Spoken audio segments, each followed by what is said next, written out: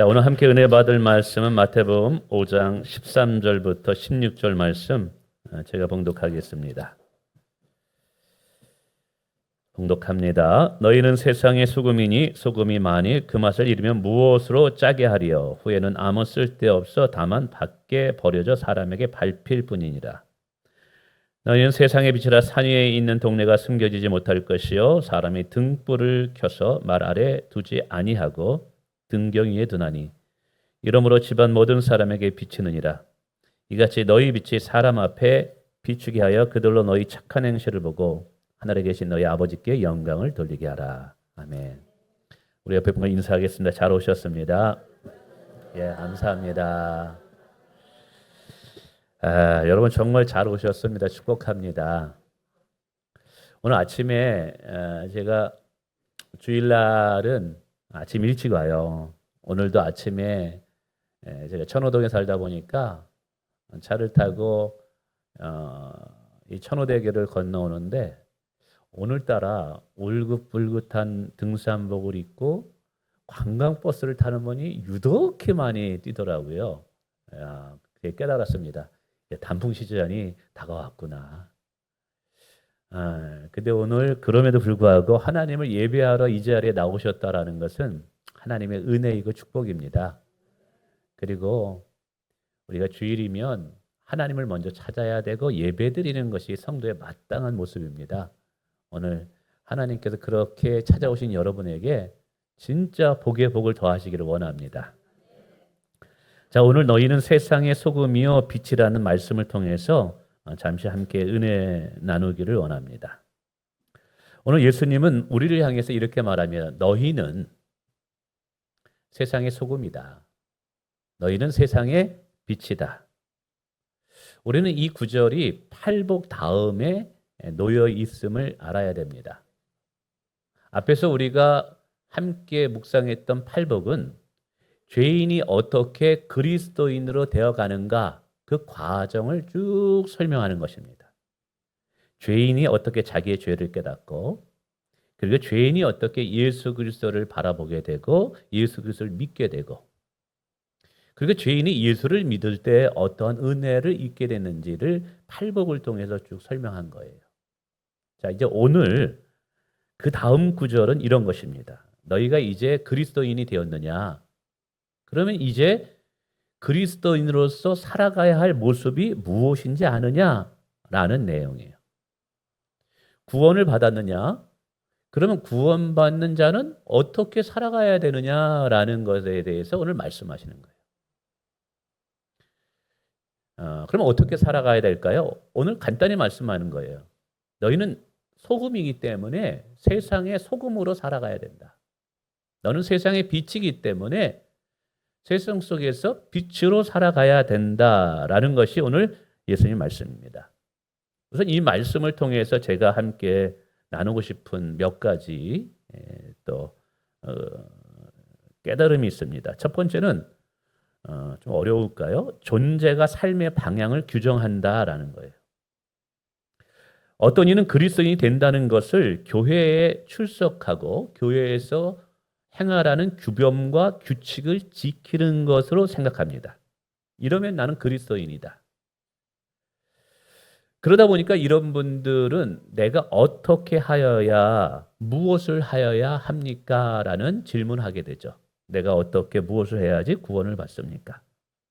근데 구원이라는 것은 내가 무엇을 하느냐에 의해서 결정되는 것이 아니라 내가 무엇을 믿느냐에 의해서 결정된다는 사실을 기억하시길 바랍니다.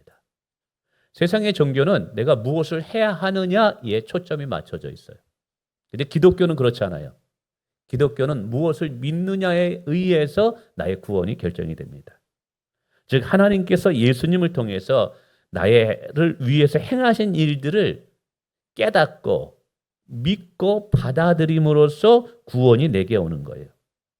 근데 이 원리는 구원을 얻고 난 후에도 비슷하게 흘러갑니다.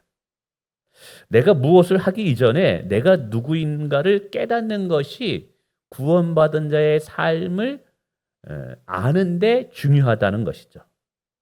즉 어떻게 해서 내가 구원받았는가, 구원의 존재가 되었는가를 명확히 깨달을 때 내가 어떻게 살아야 할까가 알게 된다는 거예요. 오늘 본문에 보면 예수님께서 우리에게 너희들은 먼저 소금의 역할을 해라. 너희들은 먼저 빛의 역할을 하라라고 말씀하지 않았어요. 예수님은 이렇게 말씀하셨어요. 너희는 세상의 소금이다. 너희는 세상의 빛이다. 이것은 너희의 정체성이 뭐냐? 너희의 본질이 뭐냐? 너의 존재가 무엇이냐를 먼저 깨달으라는 거예요. 내가 그리스도임을 제대로 알 때 그리스도인다는 삶을 살아간다라는 것이죠. 그러니까 내가 예수 믿는 자로서의 삶을 살아가려면 먼저 예수 믿는 게 무엇인지, 내가 예수님을 믿게 되어서 그리스도인이 되었는데 그리스도인이 누구인지를 정확하게 깨달을 때만이 그에 합당한 삶을 살 수 있다라는 것을 의미하는 거예요. 여러분, 오늘 저와 여러분이 누구인가요? 하나님의 자녀인 줄 믿습니다.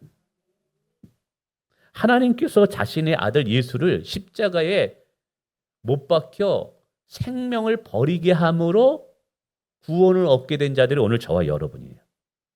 저와 여러분은 조건 없이 용서와 용납을 받은 자들이라는 거예요. 우리가 조건 없이 용서와 용납을 받았기 때문에 우리 또한 다른 사람을 조건 없이 용서하는 자로 살아갈 수 있다는 사실이에요.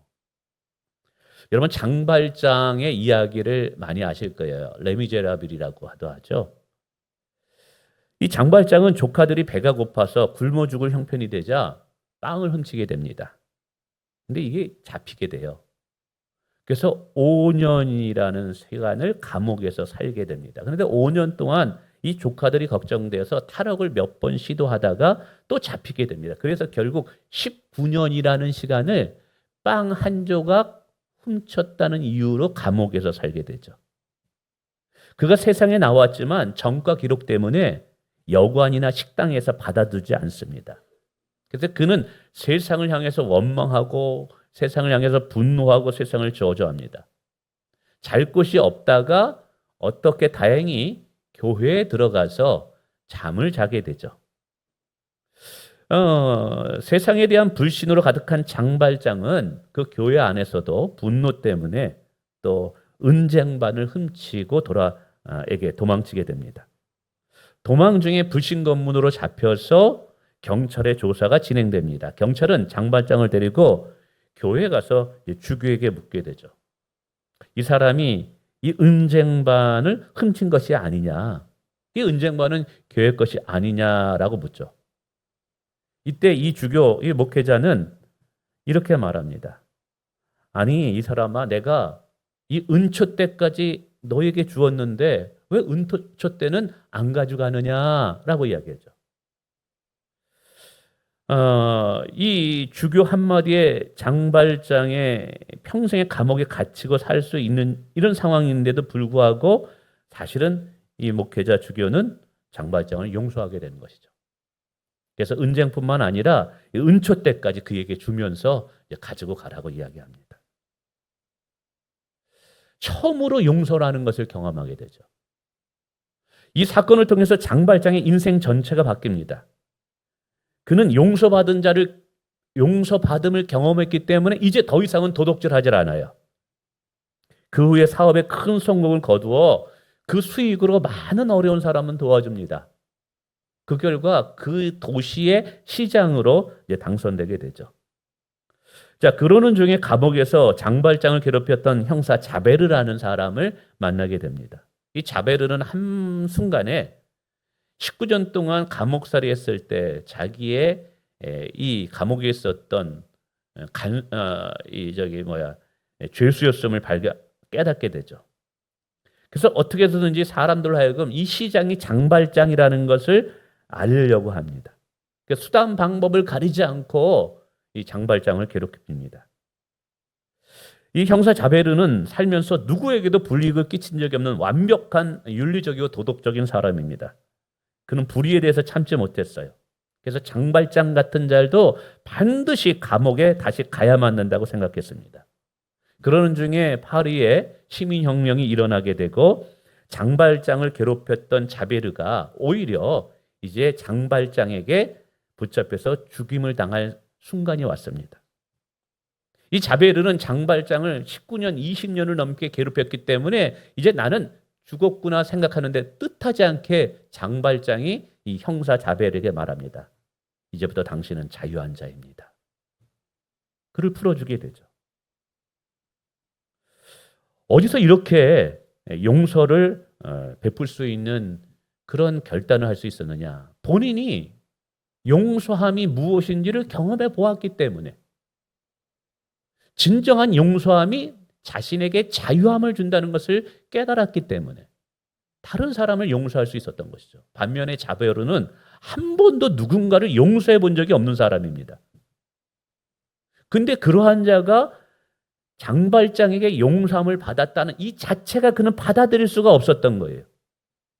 그래서 그는 스스로 자살을 선택하게 되죠. 이 장발장의 이야기는 다양한 여러 계층의 사람들이 나오고 다양한 주제로 접근할 수 있습니다.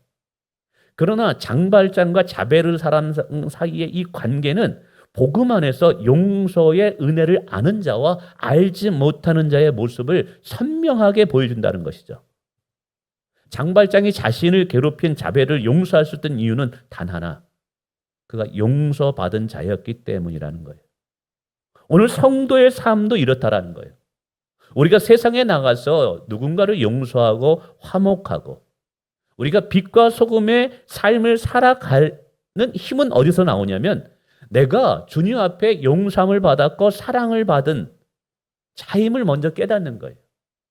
그러니까 오늘 우리가 세상에 나가서 어떤 착하고 선한 일을 우리가 정말 해야만 됩니다.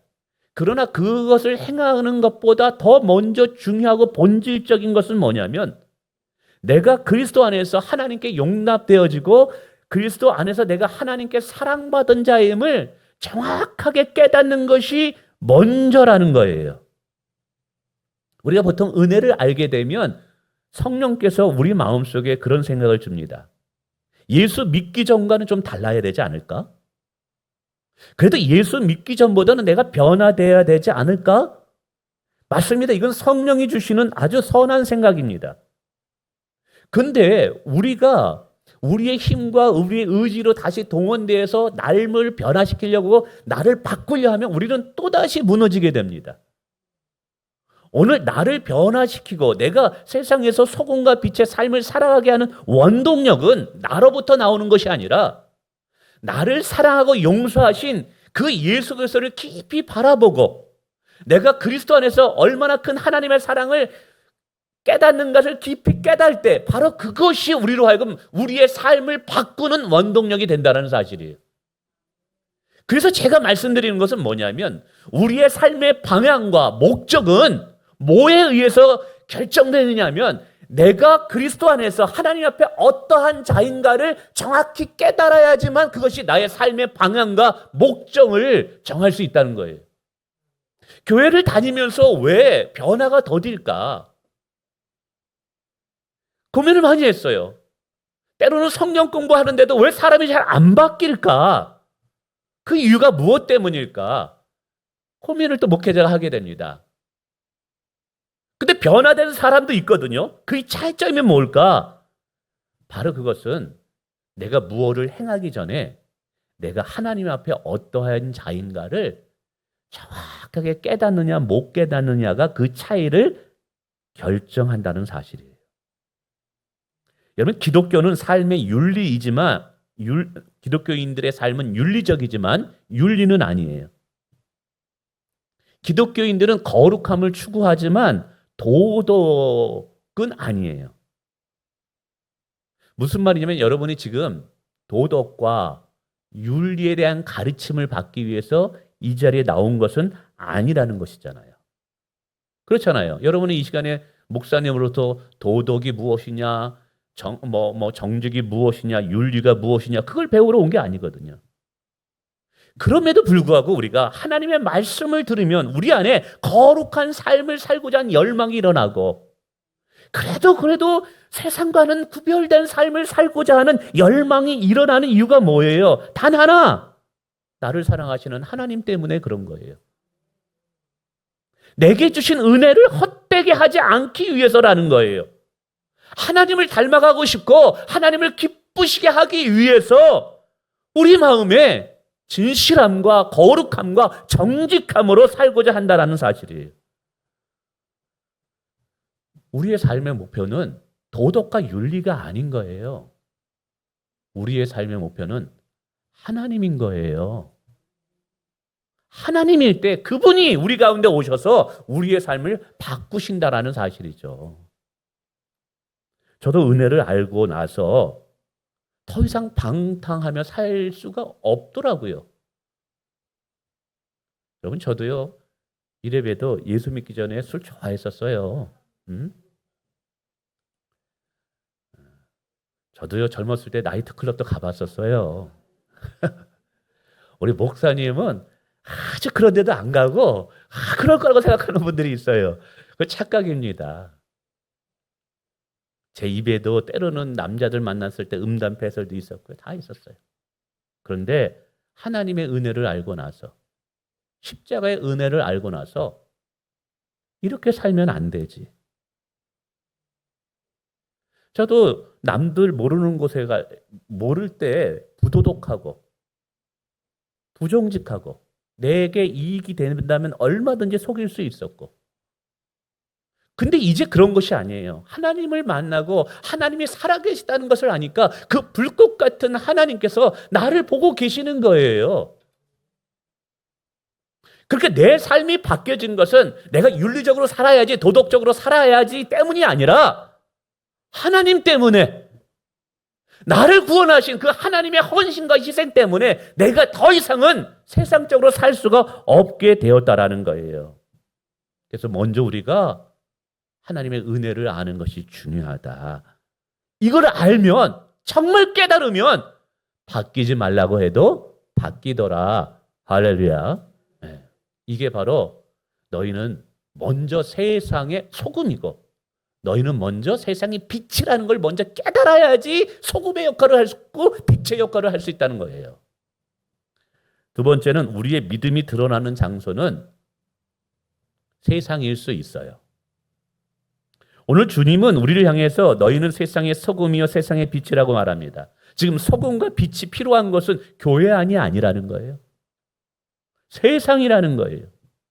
다른 말로 진짜 성도의 믿음의 진가가 드러나야 할 것은 교회가 아니라 직장, 학교, 믿지 않는 이유, 믿지 않는 가족이 있는 불신 가정이라는 거예요.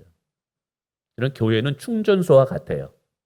주일날 교회 와서 하나님께 예배드리며 은혜를 받고 기도하고 찬양하며 기쁨을 채우고 교제하면서 우리 안에 영적인 은혜를 충만히 채워서 이제 어디로 가야 될까요? 세상으로 가야 되는 거예요. 이런 거예요.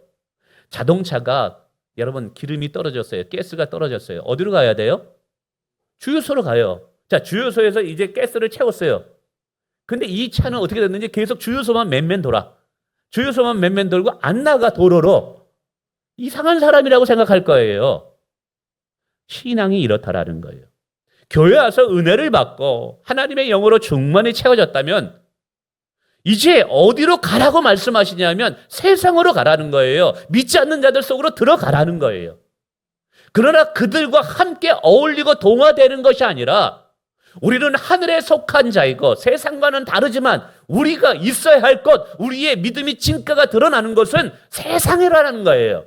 학교이고 직장에서라는 거예요. 할렐루야. 여러분, 진짜 믿음이 좋다라고 평가를 받아야 할 장소는 교회가 아니라는 거예요. 야, 너 정말 그리스도인이구나.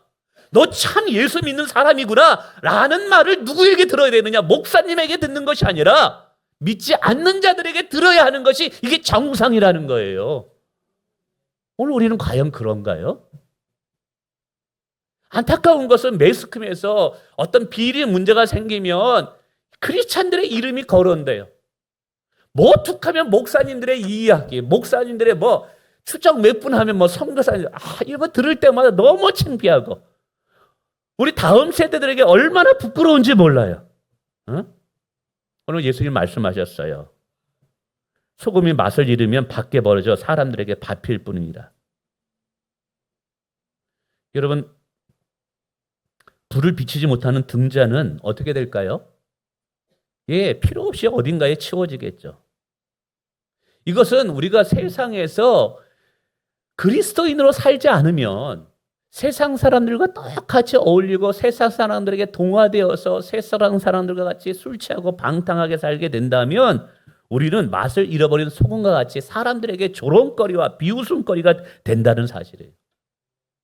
우리 앞에서 배웠잖아요. 의를 위해서 고난을 잡는다는 복이 있다. 이런 믿음을 지키다가 고난을 당하는 것이 낫겠습니까? 아니면 믿음을 버리다가 세상에 조롱당하는 게 낫겠습니까? 어차피 우리는 그리스도를 산다면 조롱보다는 고난을 선택할 수 있어야 돼요. 할렐루야. 오늘 본문에 보면 너희 착한 행실을 보고 모든 사람이 하나님께 영광을 돌리게 하라고 이야기하고 있어요. 우리가 이 말씀을 통해서 알아야 되는 것이 있어요. 오늘 우리의 삶과 하나님의 영광은 직결되어 있다는 사실이에요. 오늘 여러분의 세상 속에서의 삶과 하나님의 영광은 분리될 수 없다라는 거예요. 여러분이 선하고 착한 영향력을 끼치는 삶을 살면 하나님께서 영광을 받을 거예요. 근데 저와 여러분이 세상 가운데 불의하고 부정직하고 그런 삶을 살면 하나님께 모욕, 하나님께 조롱을 당하는, 수치를 당하는 일들이 우리를 통해서 나타난다는 거예요. 여러분, 불교인이 잘못했을 때 세상 사람들이 부처님의 영광을 다 가리네 이런 말 합니까? 안 해요. 절에 다니는 사람이 술 먹고 막 그렇게 막 깽판 치면 아니 절에 다니는 사람이 왜 저래? 여러분 이런 말 안 해요. 근데 누구에게만 이 말을 하냐? 기독교인들에게만 이 말을 한다는 거예요. 왜 그런 줄 아세요? 예수 믿는 것과 하나님의 영광은 함께 연합되어 있기 때문에 그런 거예요. 우리가 그리스도와 함께 연합되어 있기 때문에 우리의 잘못은 그리스도의 부끄러움이 되고 우리의 선함은 그리스도의 영광이 되기 때문에 그런 거예요. 오늘 우리가 정말 하나님을 사랑하고 정말 하나님을 진심으로 우리가 경외한다면 하나님의 영광을 위해서라도 우리는 세상에서 함부로 막 살아가서는 안 되는 거예요. 할렐루야.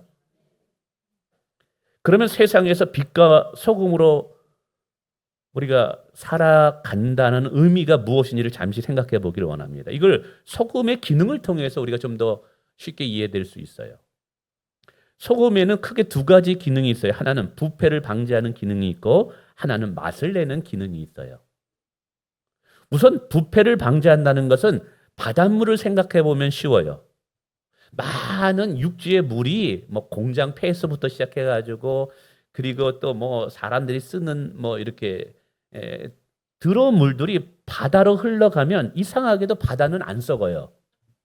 그 많은 사람들이 쓴 오염된 물이 바다로 흘러가는데도 바다는 안 썩어요. 왜 그런 줄 아세요? 바다에 소금이 있기 때문에 그래요. 그 소금은 바닷물이 부패하는 것을 막게 해요. 하나님의 놀라운 섭리죠. 인간이 다 오염시켜가지고 그 물이 바다 들어가지고 바다가 다 오염된다면 인간은 살 수가 없잖아요. 근데 그 바닷물에 모든 것을 부패하도록 방지하는, 부패하는 것을 방지하는 소금이 어느 정도 들어있느냐? 100ml의 물에 3.5g, 3.5%예요. 3.5%의 소금 때문에 바다가 부패하지 않고 지금도 고기들이 살 수 있는 물이 되는 거예요. 여러분, 세상은 어차피 부패해요. 오늘 성경은 말한다. 세상은 어차피 어둠이래요. 세상이 왜 이래? 요즘 세상이 왜 이래? 그거는 옛날 사람도 그렇게 했어요. 옛날 사람도 늘 그렇게 물었어요. 아, 요즘 세상이 왜 이래? 살만한 게 없어. 언제나 그래요. 근데 그런 세상이 망하지 않게 하는 그 기능이 뭐냐 하면 예수 믿는 사람들이 깨어있는 사람이 그곳에 있기 때문에 그렇다라는 거예요. 많은 숫자가 중요한 게 아니라 단 3.5%에 깨어있고 빛과 소금의 역할을 감당하기만 하면 하나님께서 그 도시를, 그 사회를 멸하지 않는다는 거예요. 기회를 준다라는 거예요. 여러분, 오늘 저와 여러분은 그 3.5%에 들어야 돼요. 많지 않아요. 대한민국에 얼마나 많은 크리스찬들이 많습니까? 또 누가 남 얘기할 필요 없어요. 내가 살고 있는 나의 직장과 학교에서 다른 사람 비교할 필요 없어요. 여러분이 소금과 빛으로 살면 바로 그 모습 때문에 하나님께서 다시 한번 은혜를 베풀어 주신다 이 말이에요. 대한민국에 얼마나 많은 교회가 많고 얼마나 많은 목사님이 많아요. 우리 할렐루야 선교 교회만 하나님 보시기에 깨어 있으면 되는 거예요. 그러면 이 깨어있는 교회를 통해서 하나님은 우리 다음 세대에게 다시 한번 은혜의 기회를 줄 수 있다는 거예요. 그런 면에 있어서는 참 제가 절대로 저의 이익을 먼저 챙기거나 저의 개인적인 뭔가 이익을 얻기 위해서 목회를 하면 정말 안 되는구나. 그런 생각을 하게 됩니다. 두 번째, 소금은 맛을 내요. 이 맛을 낸다는 것은 살맛나게 만든다라는 거예요. 성도들은 세상에 들어가서 불화한 자들을 화목하게 하는 역할을 감당해야 된대요. 패배주의, 회의주의에 빠져 있어서 절망 속에 있는 자들에게 소망을 주는 역할을 해야 된대요.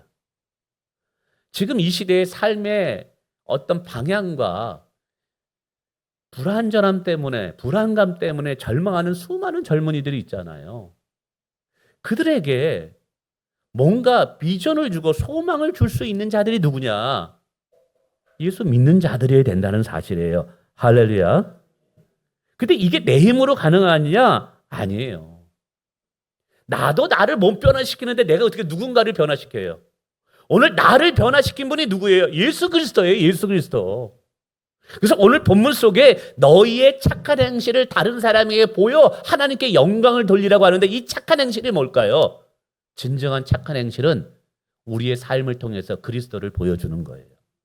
내가 예수님 때문에 어떻게 변화되었는지, 예수님 때문에 내가 어떤 비전과 꿈을 갖게 되었는지, 내가 예수님 때문에 우리 가정을 어떻게 섬기고 우리 자녀들을 어떻게 양육하고 있는지, 우리의 삶이 우리의 신앙의 간증이 돼야 되는 거예요. 할렐루야. 그럴 때 그들은 도전을 받고 뭔가 다르구나. 이걸 깨닫고 하나님을 믿게 되는 계기가 된다는 이 말이에요.